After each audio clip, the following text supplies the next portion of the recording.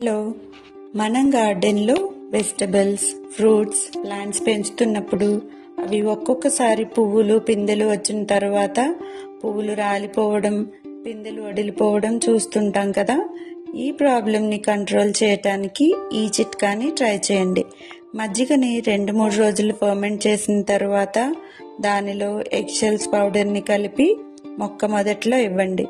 ఇలా చేయటం వల్ల మజ్జిగలోని నైట్రోజన్, ఎగ్షెల్స్లోని కాల్షియం పువ్వులు పిందెలు రాలిపోకుండా చేసి మంచి ఈల్డ్ని ఇస్తాయి. పెరుగుని పులియబెట్టిన తర్వాత మజ్జిగలా చేయటానికి మిక్సీలో వేయకూడదు. డైరెక్ట్గా చేతితో కానీ విస్కర్ యూజ్ చేసి కానీ మజ్జిగలా చేసుకోవాలి. ఇలా చేయటం వల్ల మజ్జిగలో ఉన్న మైక్రోబ్స్ నష్టపోకుండా ఉంటాం. నేను దీన్ని ట్రై చేశాను, రిజల్ట్ కూడా కనిపించింది. ఈసారి మీరు కూడా ట్రై చేయండి. Thank you. Happy gardening.